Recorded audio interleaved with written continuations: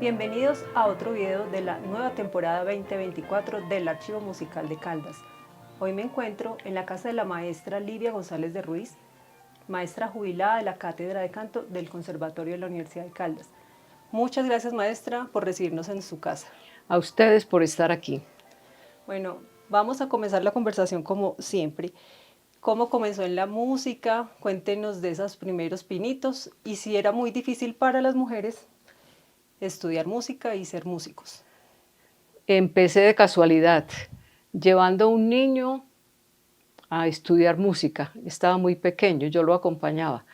Como él no entendía lo que la profesora le enseñaba, entonces pedí permiso para entrar a la clase. Yo tomaba las notas y después le explicaba al niño. El niño se aburrió y entonces yo quedé pues sin llevarlo, pero la mamá, muy confundida, la mamá del niño, me dijo, no, entre usted a estudiar porque es que cómo vamos a perder este violín. ¿Eso fue qué año? Ave María, por favor, en el 50 no sé qué. Entonces yo fui al conservatorio a matricularme porque tenía violín, la señora me dio el violín, entonces el maestro Nino Mola Voluntad me hizo pues la entrevista y que por qué iba a estudiar violín, y dije pues porque tengo un violín. Y me dijo, me miró la mano y me dijo, no, usted no estudia violín, estudia violonchelo. Yo quedé aterrada, entonces dije, violonchelo. Yo pensé que el violonchelo era el grande, yo no conocía que era el contrabajo. Y dije, no, maestro, yo de eso no estudio, eso es un instrumento muy grande. Dijo, no, estás confundida. Y me subió donde el profesor Giorgio Mainardi, que era el profesor de violonchelo. Y él me miró la mano y dijo, no, venga para acá, aquí se está estudiando violonchelo. Y empecé de pura casualidad porque yo no pensaba estudiar música. Ah, entonces fue muy fácil para usted entrar a estudiar música. Sí, fue muy fácil y había pues muchas niñas, muchas. A mí me parece que ahí no hubo discriminación nunca con las mujeres. Entonces en el conservatorio de los años 50, finalizando los 50 me imagino, también estudió el maestro Guillermo Rendón. ¿Ustedes fueron compañeros? Fuimos compañeros, claro, sobre todo en la cátedra de armonía, pero él ya estudiaba composición. Entonces él era como el monitor del maestro Ramón Cardona. Y él nos ayudaba cuando el maestro no podía, él nos dictaba la clase. Pero entonces él era un poquito mayor que yo, un poquito. Ah, ok. Entonces, ¿cuándo comenzó las clases de canto con el maestro Conrado Sepúlveda? También las empecé accidentalmente, porque a mí no me gustaba el canto, porque yo veía a un profesor que había allí, que era casado, bueno, el esposo de doña Rina Silva de Incapié, que era pianista, y él daba unas clases de canto, pero yo pasaba por allá y me horrorizaba de cómo les enseñaba canto. Saquen la lengua, hagan no sé qué, entonces eso me parecía horrible a mí, que no, qué pereza estudiar eso. Yo no quise, pues no, yo estaba estudiando violonchelo. Pero cuando empezaron los coros, como todos teníamos que hacer coro, entonces empecé como a destacarme. El maestro Ramón Cardona ya como que me escuchaba con más atención. Dijo, ¿por qué no estudias canto? Y dije, maestro, pero es que si estudio, no, es que eso no quita lo uno de lo otro. Entonces empecé con Conrado Sepúlveda, que acababa de llegar especializado de Chile. O sea que usted estaba en la tragedia del bus de Por Ramón supuesto, Cardona. yo estaba ahí también, en ese... ¿Y ese coro cómo se llamaba? La coral El Ruiz, así se llama. Entonces, en ese momento en el que a Ramón Cardona lo bajan del bus para preguntarle que si era el director del Partido Conservador, ¿usted dónde se encontraba? ¿Cómo fue ese impacto? Estábamos todos fuera del bus, incluidos pues, los estudiantes que íbamos y el maestro. Ahí a todos le preguntaban, liberales, conservadores, no sé qué, nadie se movía. Pero nosotros corrimos con suerte porque ahí delante de nosotros había un taxi o un carro particular con un señor adelante, dos atrás y el chofer. Y les preguntaron, ¿de qué partido? Uno no sabe qué contestaron. En todo caso, al uno lo mataron dentro del carro, el que iba adelante. Y después preguntaban a los de atrás y también los mataron a ellos dos. Entonces eso era terrorífico. Y en esa llegó un bus de Expreso Magdalena. Entonces estos hombres se fueron al bus, al otro bus que llegaba, y a nosotros nos dieron la orden de subirnos al bus. pero eso era a las patadas que había que subirse ahí a la carrera. El maestro, por supuesto, queda de último porque es el maestro. Entonces, cuando el maestro se va a subir, ¿usted quién es? Y ahí es donde hay ese error tan tremendo. El error más garrafal de la historia de la música de Manizales. Entonces ahí quedó el maestro y cayó a los pies de Guillermo Rendón. Entonces ya Guillermo, viendo al maestro ahí, pues él no sabía si estaba muerto o no, pidió que nos dejaran llevar al maestro. Y entonces dijeron, es que usted es el hijo. Entonces ya cogieron a Guillermo para afuera y Rafael Camargo, el flautista, empujaba y tiraba a Guillermo para dentro del bus, hasta que él se logró subir al bus y el maestro quedó allá tirado en la carretera. No, esa historia. No, eso es aterrador. Pues cuéntenos algo, bueno, el maestro Ramón Cardona, usted fue muy cercana de él. Todo en ese hombre era bueno. Era un músico, pero integral, completo, buen maestro. Es decir, la pedagogía, la metodología se hacía entender ya. Exigente, conocedor como nadie del repertorio coral. Eso es una belleza. Y excelente compositor. ¿Y es verdad que él la acompañó a veces a su casa? Siempre. Ah, sí. Como salíamos tan tarde. ¿A qué hora salíamos? Él y yo salíamos a las 9 de la noche y esa avenida era muy peligrosa. La del conservatorio. Claro, hacia Chipre, porque eso era pura zona caliente. Apenas estaban quitando esas casitas de por allí, pero era peligroso. Entonces él y yo subíamos a pie y él me dejaba a mí en la esquina de arriba de la casa porque él vivía una cuadra arriba de la casa. Entonces ya, y siempre él pedía permiso a mi papá para los viajes, para todo. Mi papá pues sí, con el maestro sí. Ah, Sí, bueno. es una bella Qué buenos persona. recuerdos del maestro Ramón Cardona. Sí. Quisiera de pronto retomar el tema del violonchelo. ¿Cuáles fueron sus maestros de violonchelo? Giorgio Mainardi. Cuando ya él regresó a Italia, vino Fulvio Kirby, un profesor ecuatoriano, muy buen profesor también. Yo no sé qué le pasaría a él, pero él también se fue, creo que regresó otra vez al Ecuador y quedamos sin profesor. Y entonces, ¿cuándo ese momento es en el que decide estudiar con Conrado Sepúlveda? No, yo ya estaba estudiando canto con Conrado. ¿Y cómo era el maestro Conrado Sepúlveda? Ah, no, esa era una belleza de persona, la más amena del mundo. Para enseñarnos ponía ejemplos, es decir, uno tenía que entender porque él se hacía entender, él sacaba la lengua, se la cogía, es que tiene que ser así, haga así, camine para allá, póngase en esa mesa, cántele a esas personas que están ahí no había nadie, entonces era una... Y excelente profesor, excelente profesor. Es decir, lo convencía a uno, yo consideraba que yo no tenía voz, pues, yo no me iba a ser cantante, y él lo convencía a uno de que sí, de que hay algo, que hay que sacar esa voz, que hay que trabajar, hasta que pues ya yo sin profesor de violonchelo me dediqué más al canto. Bueno, después de todos estos maestros con los que usted estudió, ¿cómo fue que terminó siendo docente? Cuéntenos esa parte, por favor. Yo me fui a vivir a Popayán y allá estudié canto con el profesor Gilberto Escobar. Él había acabado de regresar de Alemania. Otra técnica diferente, pero todo eso me sirvió a mí mucho. Después regresé a Manizales y el profesor Esteban Galdós, que era violinista y pianista en el conservatorio, muy amigo mío también, era mi pianista acompañante. Cuando supo que yo estaba acá, entonces me citó, me dijo, venga, aquí no hay profesor de canto, ¿usted puede dar esas cátedras? Y dije, no, no hay ni riesgo, yo no tengo idea de eso. Oh, sí, señora. Y entonces ya con el maestro Guillermo Botero, el escultor del cual aquí hay varias obras, me citaron allá a una reunión y el maestro me convenció de que yo tenía que trabajar allá. Entonces, bien, yo puse muchas condiciones para trabajar porque el niño mío pequeño apenas tenía meses. Entonces dije, no, es que yo tengo un niño que todavía lo alimento, yo no puedo venirme aquí a trabajar, no. Me llevaron donde el rector, el doctor Guillermo Arcila. Entonces el doctor me dijo, usted va a trabajar aquí, las veces que quiera retirarse, porque tiene que ir a atender a sus hijos, se va. Y vuelve si puede, y si no, al otro día usted va a las clases. Eso no hay ningún problema, pero va a trabajar, y así empecé. Increíble. Para que Sí, vean. una historia muy bonita también.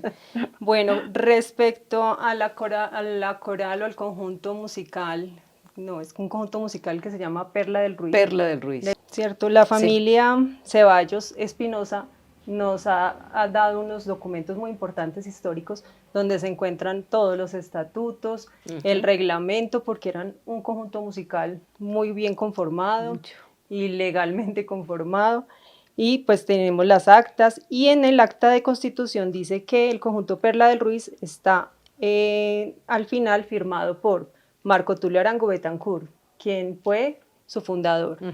Está Ruth Peñalosa de Ceballos, quien fue la pianista, Edelmira Robledo de Correa, que era qué voz, Soprano, primera voz. Livia González de Ruiz, mezzosoprano, la maestra, Arturo Rendón Gutiérrez, Flautista. Antonio Gil Ríos, Clarinetista. Manuel Osorio Ocampo, Tiple. Aida Casas Buenas, Violín. Graciela Díaz Marín Percusión. y por último me parece Guillermo Ceballos Espinosa. Tiple. Entonces ellos conformaron la primera conjunto musical, Perla del Ruiz, en 1975. Esta agrupación tuvo 10 años de recorrido, conciertos en varias ciudades del país, en varios municipios de Caldas y Risaralda, y el maestro Marco Tulio Arango hizo 315 arreglos que fueron publicados, muchos de ellos, están algunos en Bellas Artes todavía, para esta agrupación. Entonces cuéntanos de Marco Tulio, cómo era Marco Tulio y por qué conforman este conjunto musical. Marco Tulio Arango era primero que todo un gran músico y un ser humano maravilloso. Excelente profesor, muy buen profesor. Él daba lo que llamábamos en esa época gramática musical, que era toda la parte de solfeo, pues, y cuerdas típicas, pero un pedagogo maravilloso. Y como el conservatorio era, pues al principio todo el mundo estudiaba música, pero no había discriminación en las edades, entonces todo el mundo entraba y todo el mundo recibía la clase en el mismo salón, por ejemplo, en primero, para empezar. Claro, por supuesto, había niños, jóvenes y adultos y bien adultos. Entonces eso se nos estaba convirtiendo en un problema y con Marco Tulio empezamos como a ver cómo hacíamos para dividir esos grupos. Hasta que empezamos a trabajar en eso, hicimos los niveles infantil, juvenil y adultos, con todos sus programas completos de toda la parte gramatical, que era lo que nosotros manejábamos. Entonces, en todas esas, como hacíamos música nacional también ahí en el conservatorio con grupos, que el estudiante de allí, el de acá, y el estudiante se fue y volvíamos a quedar en serio y vuelve a empezar. Entonces él dijo, hagamos uno más, un conjunto de verdad con profesores acá. Y eso fue lo que hicimos. Y empezó a funcionar en la normal musical. Bueno, y tengo para contarles que el programa que ellos escribieron, que fue a máquina, y era solo por un lado de cada hoja, todavía existe. Y son unos folios de este tamaño que hemos estado mirando. Bueno, ese programa todavía existe también en los niveles, infantil, juvenil y adultos. Sí. Pero no hay niveles preinfantiles. No, allá porque nunca se pudo realizar este programa. Ese lo realicé yo aparte aquí y después lo llevé al conservatorio, pero allá duró muy poquito. Bueno, entonces Marco Tulio Arango comenzó con la agrupación y cuéntanos cómo así que Marco Tulio trabajaba de 4 de la mañana a 10 de la noche. ¿Qué hacía todo un día Marco Tulio? Pues componer, hacer arreglos y dar clases. Era corista. Es que esa gente les tocó, a mí me parece que durísimo, para levantar una familia. Que a las 4 de la mañana era maestro de capilla. Sí, señora. ¿Y en qué iglesias tocaba el maestro? Que yo recuerde en la catedral, pero varias veces, es decir, ellos tenían que suplir, si el de los agustinos no estaba, lo llamaban a él, si el de la Inmaculada estaba enfermo, también, es decir, se rotaban, pero era de la catedral. ¿Él fue de la catedral más o menos cuántos años o entre qué años? Esa parte sí yo no, ahí sí yo no. Y que también trabajaba en el Conservatorio de Pereira. Claro, trabajó en el Conservatorio de Pereira, viajaba a diario. Pero esa carretera no era muy buena. No, horrible, es que yo no sé cómo resistió. Después cuando ya estuvo más tiempo acá en Manizales, entonces ahí apareció Perla del Ruiz y ese Perla del Ruiz ensayaba 2 veces a la semana en la mañana en la normal musical. Y después ya fue por la noche que ensayábamos, porque las ocupaciones de todo el mundo en el día, que trabajé allí, de clases por allí, por acá, entonces los ensayos fueron en la noche. ¿Y cómo fueron las grabaciones de esos dos LPs? Que uno es de 1976 y el otro de 1979, y hemos por ahora conseguido el de 1976. Ese fue el de Bogotá, allá nos fuimos a grabar, no me acuerdo el nombre de la empresa, nos llevó un señor de aquí, de apellido Gaviria, y llegamos allá a grabar, muy bien, pero la sala pues era pésima, pésima. El piano le faltaba una pata, entonces cuando doña Ruth tocaba el piano se tambaleaba, buscaba una piedra en la calle a ver si lo podíamos tener, a grabar, y nos demoramos en esa grabación de ese disco un día. Es decir, ¿Un día nomás? es que eso fue trabajando, un día, todo el día, dele, repita, no sé qué. Y pasó una cosa muy curiosa, estábamos ya pues como ya muy enrutaditos en la grabación que nos estaba quedando bonita, cuando interpretamos Maldita Sea. Eso lo ensayamos y 4 veces y vuelva y repita y repita y repita. Y ya cuando salió perfecto, Maldita Sea, al final, cuando termina la música, Marco Tulio Arango escribió siempre para decirlo, Maldita Sea, cuando se terminaba pues el bambuco. Entonces el señor que estaba grabando pensó que era que había quedado mal y lo cortó. Entonces tuvimos que volverlo a hacer. Dios mío. Sí, sí. Y de la grabación del 79. De esa yo no sé cómo. Es que son varias agrupaciones, pero yo no he conseguido el LP. Lo he visto en reseñas que lo grabaron. Yo tengo el primero. El otro creo que ni nos lo entregaron. ¿Y dónde lo grabaron? No, yo no. Tuvo que haber sido en Bogotá, pero yo no tengo como presente esa grabación. Ah, ok. El maestro Marco Tulio Arango tenía arreglos y composiciones. Sí. Y siempre llegaba al ensayo con un arreglo nuevo. ¿Cómo era? Cada que iba por la mañana con una carpetica aquí bajo el brazo, doña Ruth, aquí le traigo el desayunito. Y el desayunito era una obra nueva. Y todos a leer ahí mismo y a ver y a empezar cómo era la obra y a ver cómo iba a empezar a sonar. Esta queda de tarea para la próxima, hágale. Entonces, la copista de esta agrupación era la pianista Ruth Peñalosa. Ella fue, claro, pero después fue Orfa, la secretaria de la Normal Musical.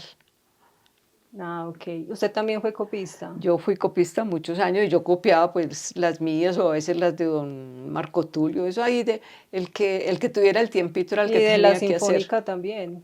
Ah, sí, pero eso fue muchos años atrás. Estaba de la Sinfónica de Colombia. De Colombia. ¿Y cómo era el trámite para...?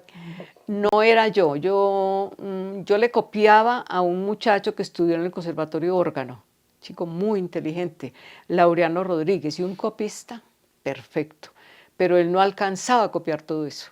Entonces me daba parte del trabajo a mí.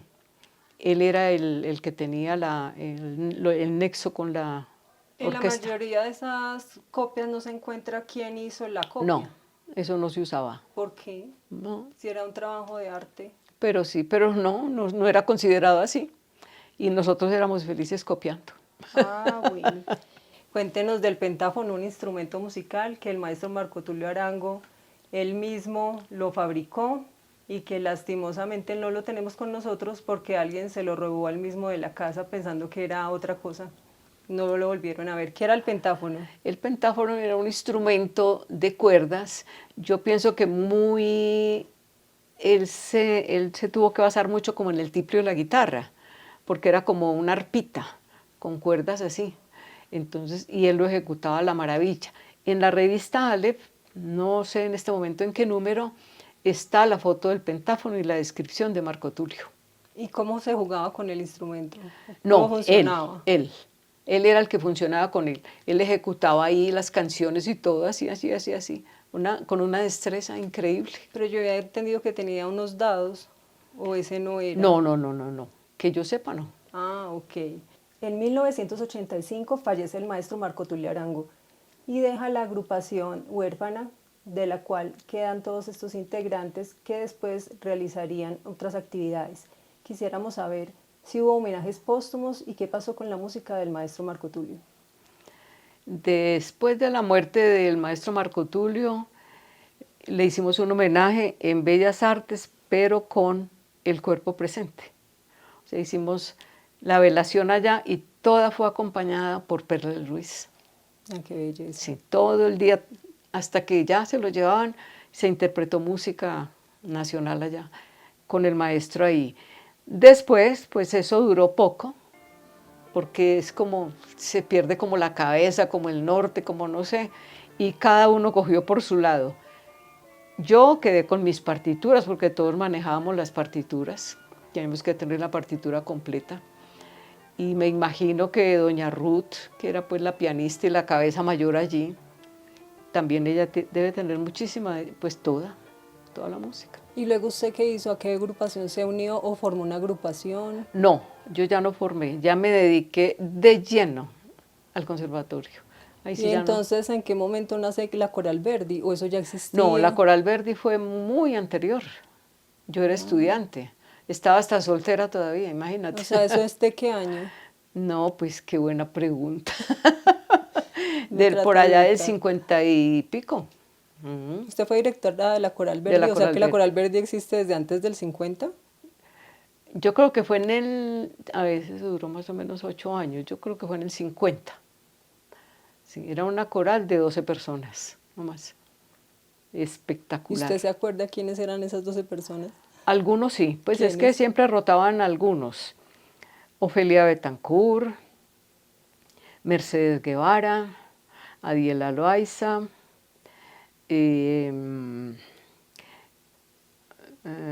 Mélida Giraldo, Bonel Buriticá, Tirso, Ramírez, Heriberto, no, él no es Heriberto, Valencia, José Jesús García, que es un personaje muy, a mí me parece que fue muy importante en la coral. Era un bajo. Ese muchacho trabajaba en el SENA como aseador y le encantaba la música. Entonces él se unió a la coral. Imagínate que él vivía en la avanzada, de la avanzada para abajo, que eso se llama Dos Caminos, que eso se iba cada rato un derrumbe y se tumbaba una casita y no sé qué. Varias veces fuimos la coral entera allá. ¿Por qué? Tenía la discoteca más completa que yo he conocido de música clásica.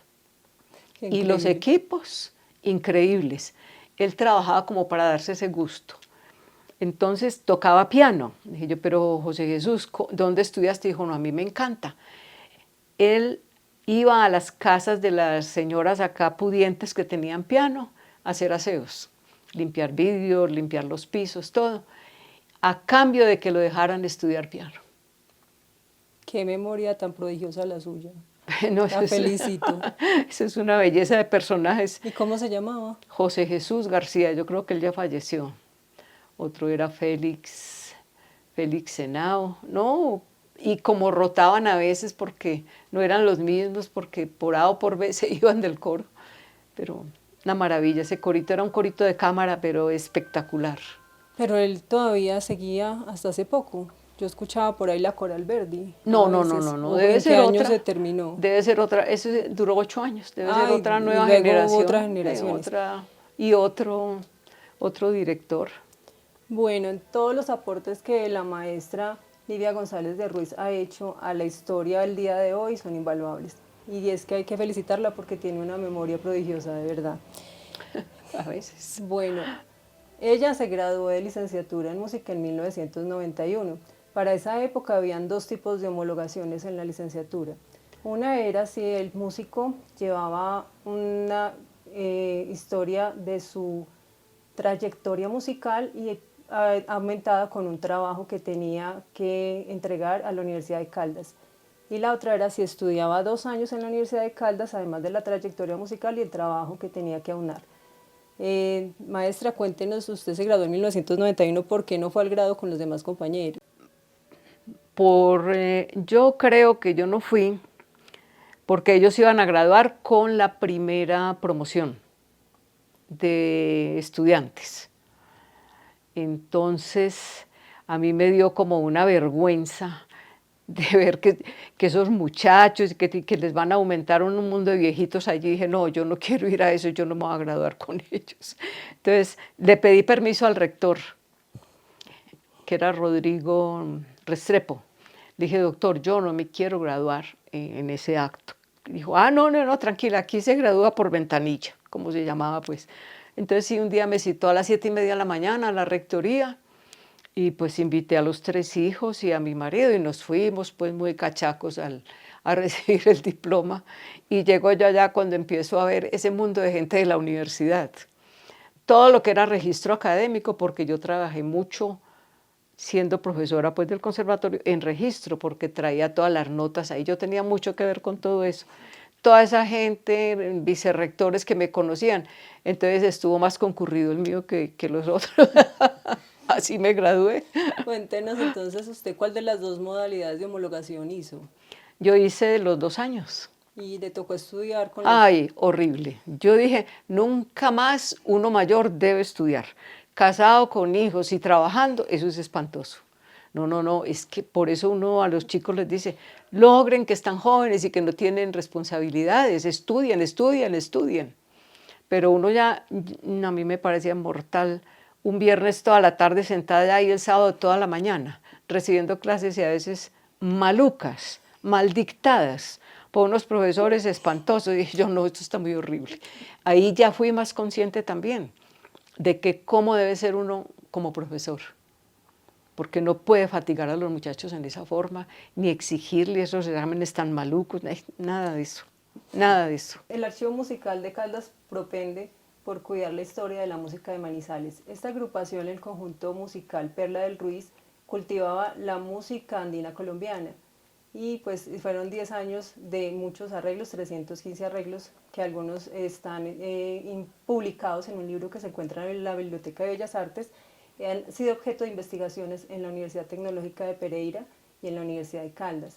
¿Está preocupada en algún momento por el futuro de la música andina colombiana o a usted le parece que va muy bien en su desarrollo? Ha evolucionado con las nuevas generaciones, cosa que me parece maravillosa. Y los que siguen, digamos, de la forma tradicional lo están haciendo divinamente.